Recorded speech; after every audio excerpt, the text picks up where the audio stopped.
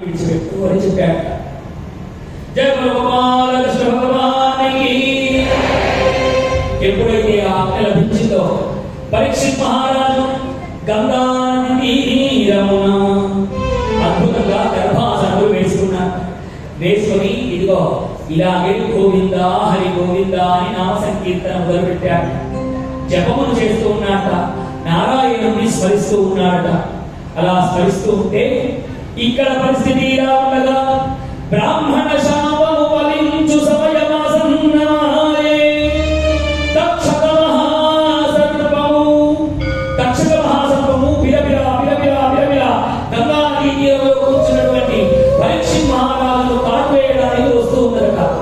అలా వస్తూ ఉంటే మార్గమధ్యంలో కశ్యపుడు కనిపించాడట ఈ తక్షక మహాసర్పానికి.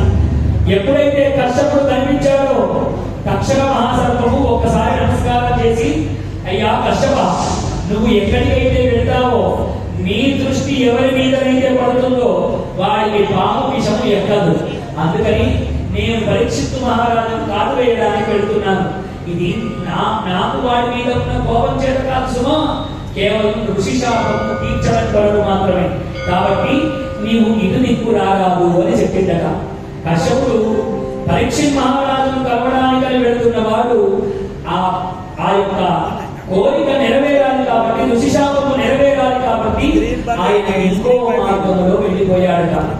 ఇప్పుడు ఈ కశ్యపుడు విలవిలా వెళ్తూ ఉన్నాడు. ఆ నాగసర్పము అలా వెళ్తూ ఉంటే దోమలో ఉన్నటువంటి అనేకములైనటువంటి చిన్న చిన్న జీవాలన్నీ కొట్టుకు వెళ్తూ ఉన్నాయట.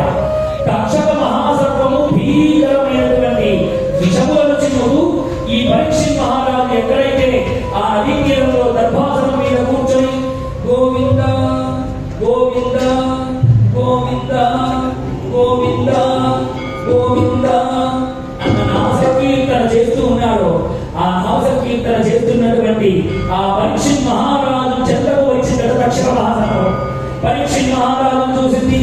ఒక్కసారి తన కాలకూట విషము చేత పరీక్షిత్ మహారాజు ఎలాగైతే కావేసిందో నిమిషాలలో పరీక్షిత్ మహారాజు శరీరం అంతా భస్మీపడమైపోయిందట. పరీక్షిత్ మహారాజు నోటి నుండి వస్తున్నటువంటి గోవింద నామం మాత్రం మిగిలిపోయిందట. పరీక్షిత్ శరీరం మొత్తము భస్మీపడమైపోయిందట.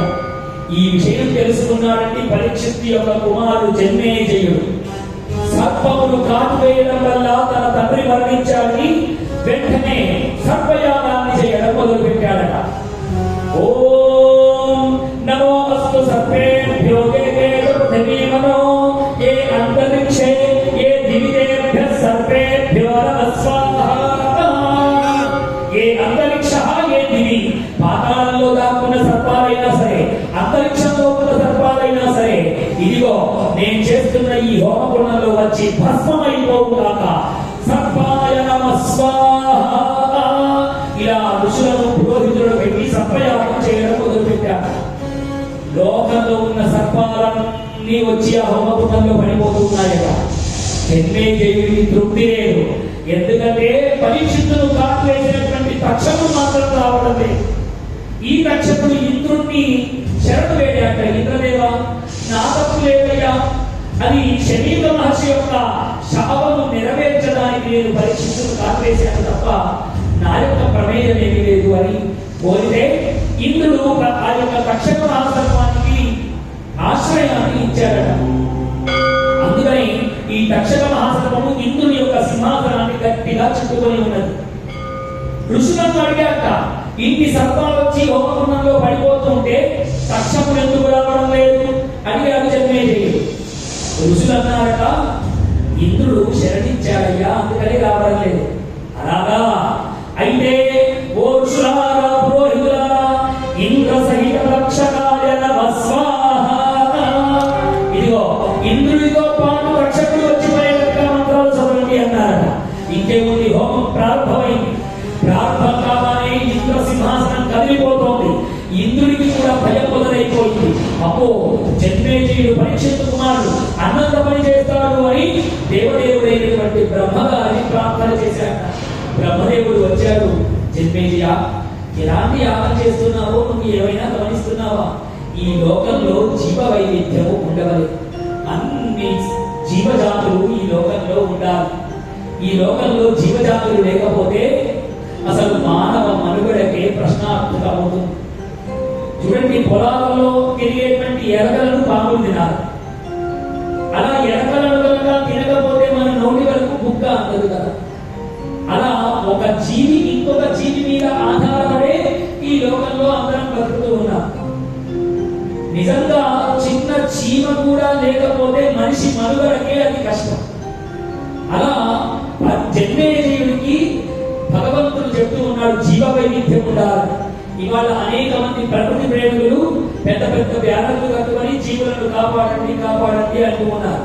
కానీ ఆనాడే పరమాత్మ తెలియజేశాడంటే జీవ వైవిధ్యము తప్పనిసరిగా ఉండవలే.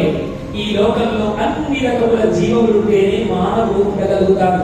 మనం కళ్ళు మూసుకొని హాయిగా నామ సంకీర్తన చేసుకోవాలన్నా మిగిలిన జీవరాశులు ఉంటేనే చేయగలం, లేకపోతే మానవ మనుగడ ప్రశ్నార్థకమవుతుంది అని బ్రహ్మదేవుడు ఉపదేశం చేయగానే జన్మేజయుని యొక్క సర్పయాగము ఆగిపోయింది.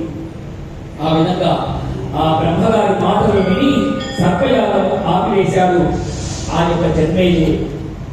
ఇలా భాగవతంలో అద్భుతమైనటువంటి హరినామ సంకీర్తనలతో కూడినటువంటి ఈ భాగవతము ఎంత మహాత్మ్యము కలిగి ఉన్నది అని మనకు భాగవత పురాణాంతర్గతంగా అనేక పురాణాలలో భాగవతం గురించి తెలియజేయబడింది. మహర్షులారా, ఇప్పుడు ఎవరెవరితో